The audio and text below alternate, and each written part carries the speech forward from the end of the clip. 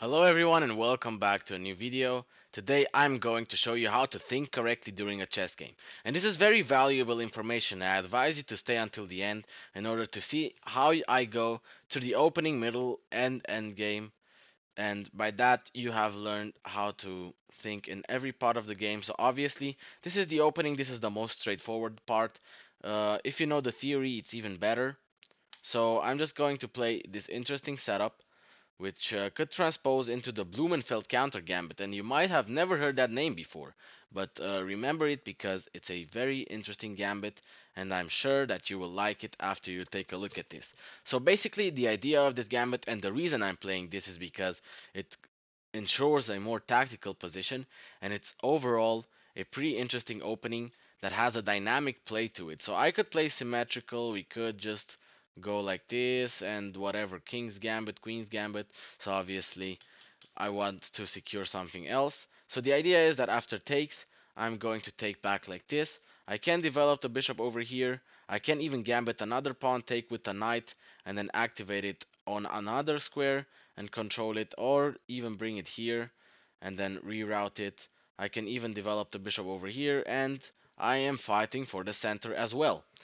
Okay, so we get some interesting ideas over here. So, what is our opponent doing? I'm not exactly sure he knows what he's doing. Why? Okay, because now we are probably going to see an interesting move and a pretty straightforward move as well. But yeah, so we could see this. And since our opponent played here, we could simply just take, but that is going to lose us a pawn and the position since after takes, and takes, the rook is hanging, and okay, you can develop with the knight, but then the other pawn is going to be gone, and you aren't really getting anything from that. So as you can see, this pawn is still not under attack. And why did I develop the bishop over here? Because that was the idea from before as well. So obviously, I'm just going to take now, and from here on, this should be a pretty good game. So my opponent was not familiar with this, and I'm sure this is not something that gets played very often. And after something like this, you can see that we have gotten a very strong center, and even though this pawn looks pretty weak and odd, it doesn't actually bother us. Okay, so takes, sacrifices an entire piece. What a menace, dude. What a menace. So I'm not exactly sure what this does. Is this just tilt? Like I didn't want my opponent to do this, but okay, this is just tilt, and yeah, it's pretty unlucky that this has happened because I was trying to make an educational game out of it, but it's pretty funny either way. So I'm just going to take with the king, make it a meme as well, and now check, and it's obviously going to be made pretty quickly. So I'm just going to go here, and my opponent is going to get mated on the very next move.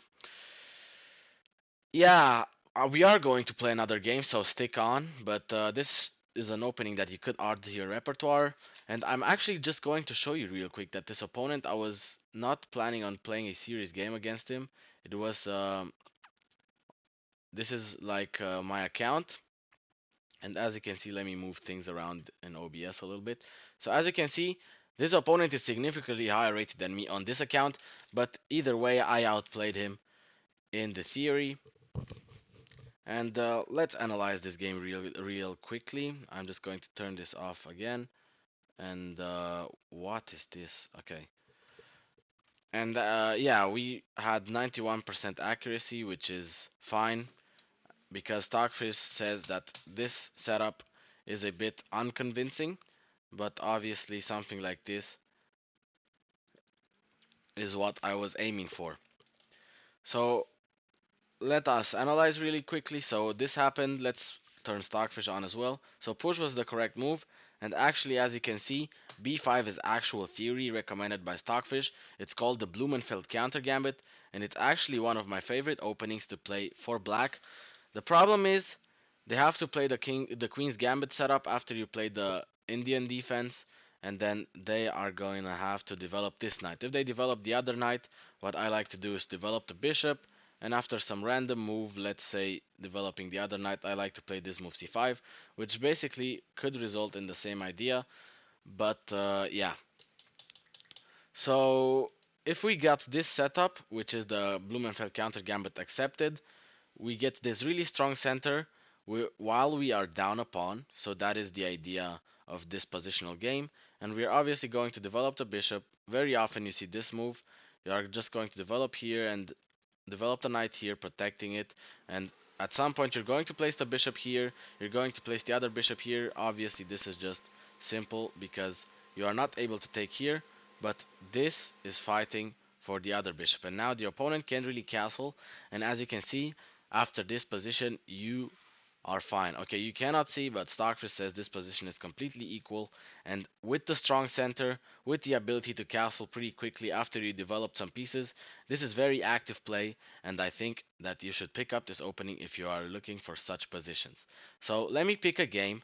And let me pick this 1500 rated opponent or 1600 rated opponent to see what my opponent is capable of.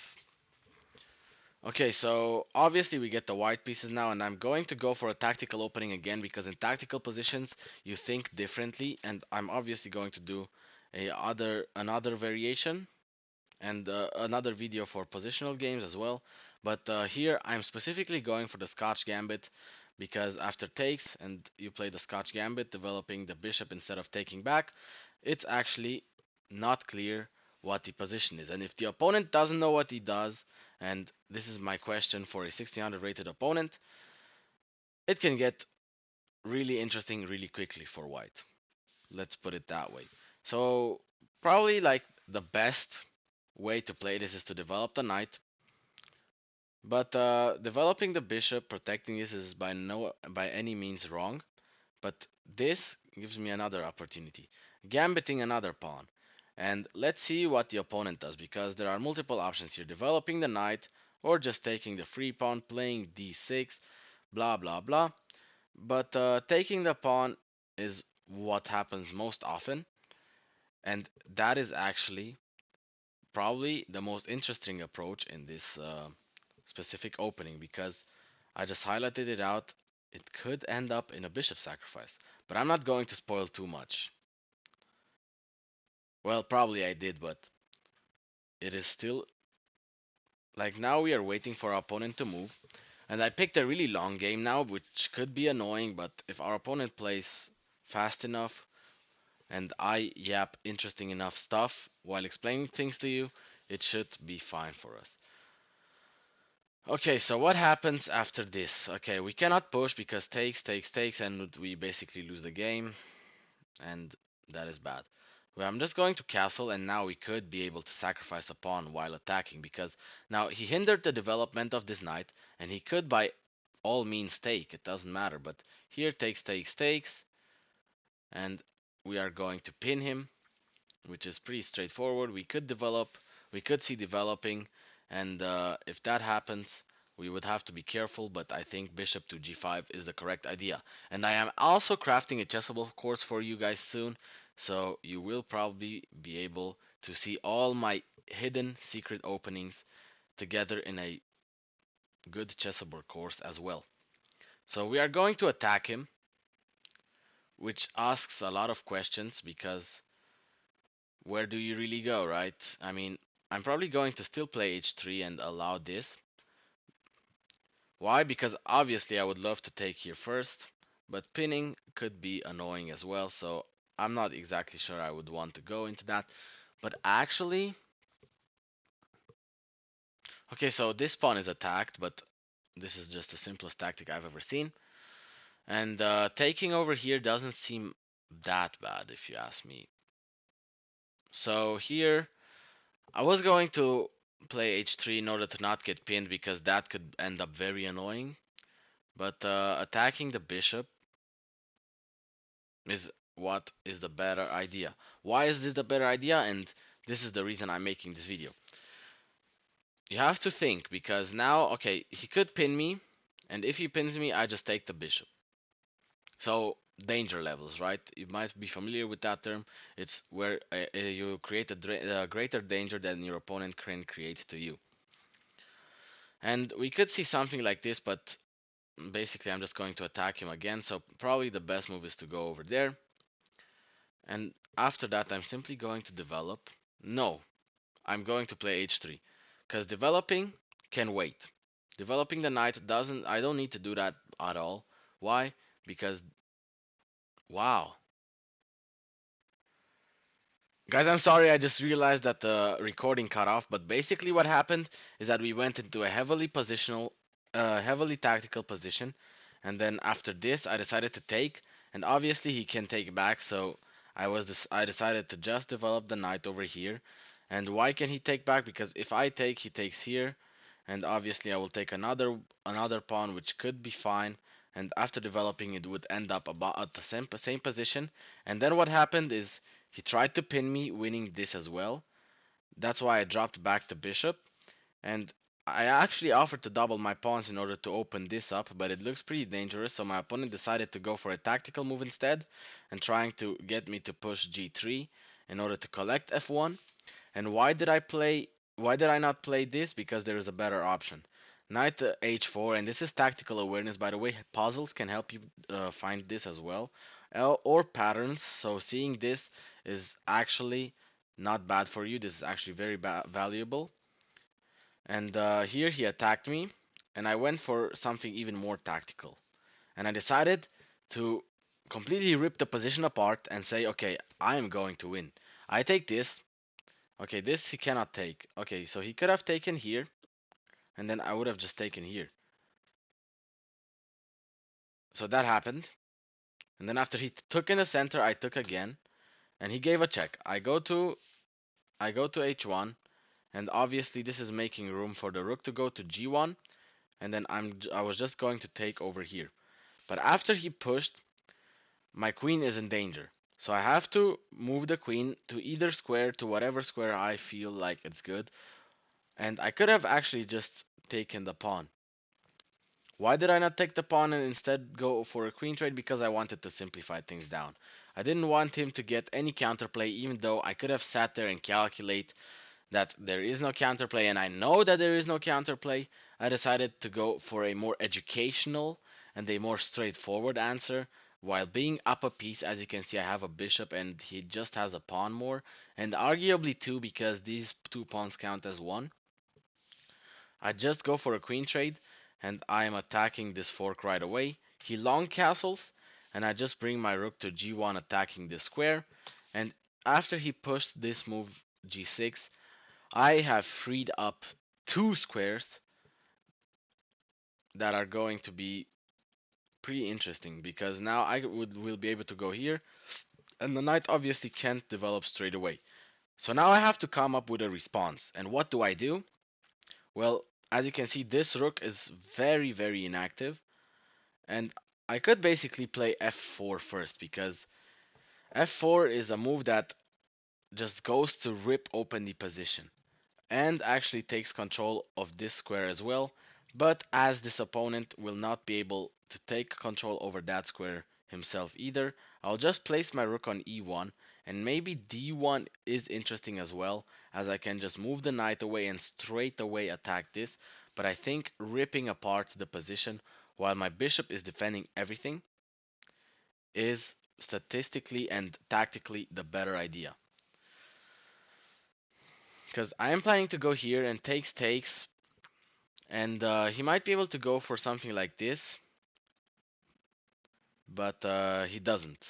Okay, so what could happen now? Okay, f4 is an idea that I had before, and keeping the same ideas, if they are not bad, is not horrible at all. What else can I do? You have just seen me picture this, and this is a very interesting pattern. Rook g3, as my rook is doing absolutely nothing right now, and f4 can wait. I can actually bring my rook towards any attack over here. And I think that it's a very straightforward answer. Okay, where can the knight now jump? And this is a very important thing that you need to do, especially if you don't have this as a thing that you're doing very frequently. When the opponent moves a piece, you have to think does it where is it able to go? Where does it go? Right? Okay, so I actually don't know where this opponent could move his knight. Obviously, Another idea could be this move because it's protecting another square, and f5 is actually a pretty reasonable move if you ask me. Why? Because takes and he develops the rook. But what about this? What about I am just attacking this square right now, and this is just danger levels because you can push here. I don't care. I'm saying I don't care, right? Okay, why don't I care? Because I'm just going to collect over there. Okay, so this happens, and it was clear that this was going to happen at some point. And why did I decide to go here? Because now I have this square, which could be potentially very good for us to have. Why?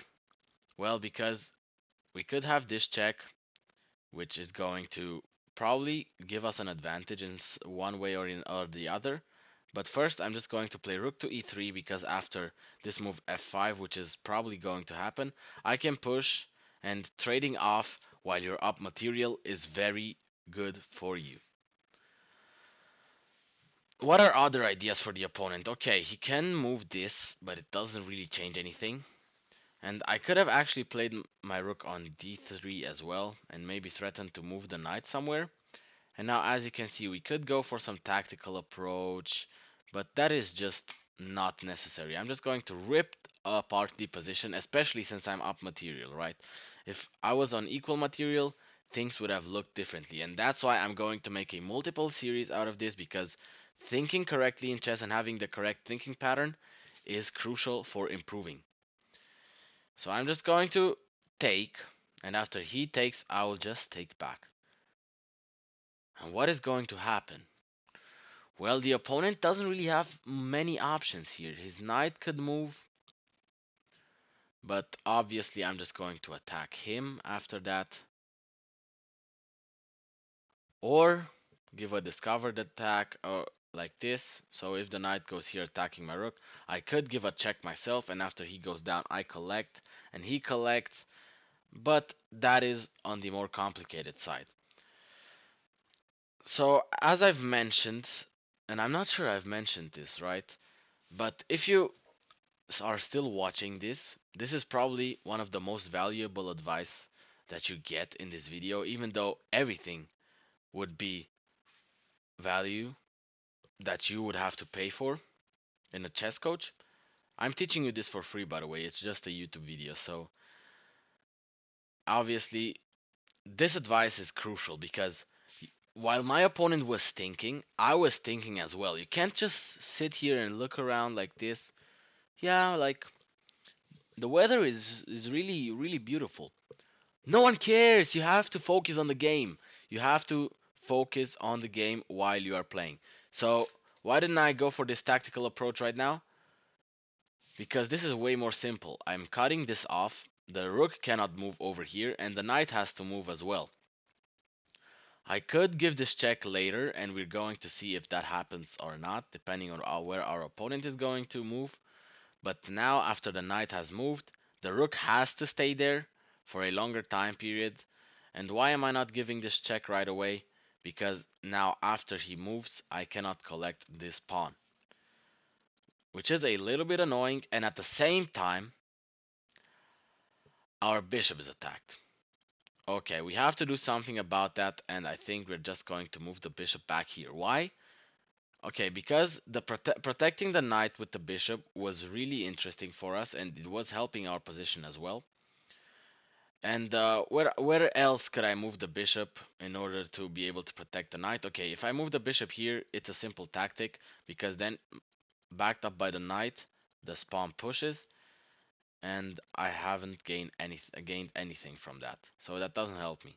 And nowhere else can I move the bishop and in such a way that it protects the rook. It protects the knight, and since that helped me, it is a valuable asset in this position as well. So, as you can see, my opponent is thinking right now, and I'm calculating the positions. I'm calculating possible moves and plausible moves that the opponent can make, and what my response would be to them. So, we get this. Interesting. As I've told you before, and since I was thinking when I made my move, and this is very important not to play just on instinct and on what looks good, which is what many people do actually, and if you don't do it, congrats. I said that the rook cannot move because this pawn is hanging. The rook moved, so the pawn is hanging as I mentioned before, and I'm just going to collect the pawn. Check does absolutely nothing. I'm just going to move away my king out of check in a safe square and safe space. And obviously, we can't really get attacked that easily because our pieces are so well placed. And we have another beautiful move. We could be able to sacrifice an entire pawn. Okay, check here, and this is calculation, and I'm showing you how to calculate this. You get a check. Check is a move that may happen, and I move the king out of the way. He goes to attack a pawn, and I just go here. Wait, I'm not exactly sure what my opponent is doing. Well, actually I am because now I'm threatening to fork. And if the rook doesn't give me a check and stays there, which is it just didn't, I would be able to take advantage of that either way. But now, because it would be checkmate. Let's say the rook is there. I bring the knight here and then give a check, protected by the knight these two squares, and the rook gives a check. It's mate, since that rook would be over there. So I'm just going to still move the knight here because the idea does not change anything. And in fact, we are attacking multiple things at the same time. So this is under attack, that is under attack as well, backed up by the rook. And check, since check does nothing to us and is no harm, we should be good to go. What can our opponent play in this position? Well, in this position, this move could be really interesting. And now we have to sit here and think what we would do if our opponent plays that. Well, if when my opponent plays that, I'm giving a check because he cannot go down. And if he goes here, so here, here, here, that would have been a fork. And this is again just calculation. I'm thinking while my opponent is thinking because that is the time and that is the most valuable time to take a minute and think about what you could do. So we are clearly breaking through because being a piece up is simply just an advantage, and now my opponent completely blundered this idea, and it's just a straightforward and clean fork in my opponent's face. So I'm just going to take, and this is under attack as well now, and the position clearly lit up because now since we are completely up material, we are attacking multiple things at the same time. My opponent is probably not gonna be able to keep up with what is going on the board, and this is going to be a straightforward win. We don't have to think as much in these winning positions, especially when you are sure that you know how to handle such positions. But nonetheless, you have to make good moves, so using your brain is very important. We are in chess. So if we are playing chess, you need to make good moves. Okay, check. Nothing wrong with that. Really good move, by the way. And let's see what our opponent does. If we see this, we give a check and collect a rook, so that doesn't happen. And giving a check would probably lead to this, which is actually fine because it's protected by the bishop. He goes here and attacks the knight, but it doesn't really matter because it's not a fork, it doesn't attack the rook and the knight, so I'm just going to move the knight away and the rook is still protected. And let's see what my opponent does now. My opponent does have a few options, but the position is just completely lost. And yeah, my opponent basically could resign, but he doesn't have to resign at all. My knight is hanging, so I need to protect my knight. Undermining the defense? Possible, plausible, but I'm going for checkmate here, and here is basically mate. Okay, my opponent is escaping, but I'm simply getting rid of anything that is on the board, and I could even sacrifice this, but there is no need to do that. I'm simply just going to go here, attacking this, and there is no way for my opponent to defend that. He's attacking this. It doesn't matter at all. I'm just collecting everything, eating everything, and after the feast, the beast rests. You know how it goes. So we could protect this. Is there a need to do that? No. Am I gonna still do it? Yes. Attack. Oh, oops. We get attacked, and I'm just going here. And this is a longer video, but it is actually what you need to learn if you want to improve at chess.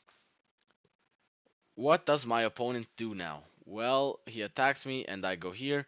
You see, I have taught in advance and I then don't have to spend as much time actually playing the game. And we are going to quickly analyze afterwards just to see the accuracy and get a feel for how we played. But I think we did a great job at defending this position. And yeah, sacrificing would be an idea if I could collect this pawn with it as well, but there is simply no need to do that as we can just push this pawn. And now takes, after push, I mean we could take and take, and we shouldn't really care too much about it. But how about we do something else? How about we just push? No, in fact, let's sacrifice. Let's sacrifice just for the sake of the video. We sacrifice that. And then I am just going to go here.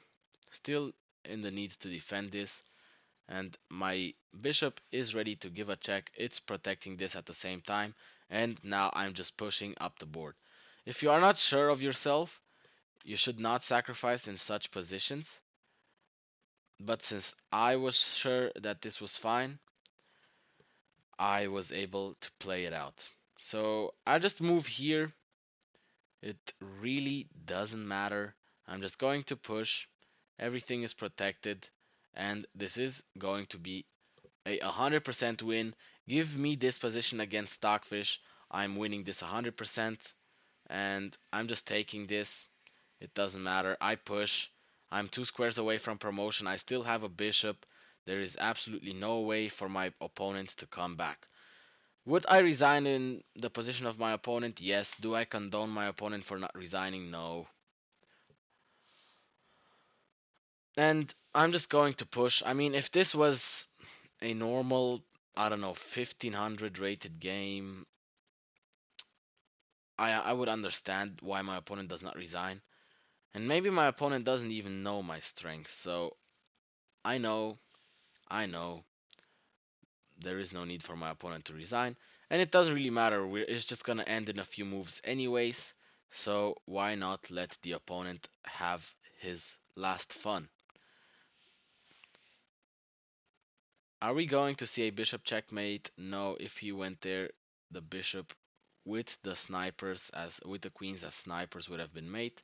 But I'm just going to play check. And then we're going to give a last check. And this game was highly educational for you guys, and I hope you learned a lot. And let's analyze it really quickly to see how well we played in this 1600 rated game. And actually, Stockfish is saying that we did a great job. We actually did a great job. Why? Okay, because this was a bad idea from me, because after takes, the opponent is still doing fine because he can just develop, and this is not actually favorable for white. And I was supposed to jump in here first, because after takes, wait, what does Stockfish say? Takes and takes and takes. Wow, okay. Interesting tactical position. And Stockfish says that this is equal. So it's pretty difficult to see this, especially in such a short time control. But after this, we literally played near perfect. So we went here. We could have taken the pawn, obviously, as I told you, but I just wanted to simplify. Not to simplify, because it actually made the position a little bit more complicated. But let's see. Was rook g3 a good idea? Rook g3 did not harm our position, but it was not preferred by Stockfish, and actually f4 was, as I pointed out before, and f4 here as well. So I have called out this move, but I decided to do something else instead. And as you can see, we went here, and after this, we just decided to push, takes, and here we just did the correct moves. Okay, bringing the knight here, and this is just a clean fork, and I actually missed that. Wow. I don't know how I missed that, by the way. And this was just a more straightforward and clear win for us. But yeah, okay, very interesting. As you can see, bringing the bishop back is the correct move. Okay, going here and push is still savable because of this. Oh, and you have this, and then you have this. Okay, that is an interesting combination that I did not spot. But going over here is clearly not bad at all. And taking the pawn, and then we calculated correctly that we can go here. And our opponent is actually completely lost after a few more moves, where we are able to gain a complete advantage. And here, this is just a straightforward win with even more beautiful checkmate like this with these three snipers. But that didn't happen. We went for this mate instead. And hopefully now you understand how you are supposed to think during a chess game and know how to handle each position differently. I hope that you liked this video. If you did, don't forget to leave a like and subscribe to the channel, and also leave a comment down below to let me know what else I should do. And yeah, check out the link in my bio for the best chess products you've ever seen, and see you next time.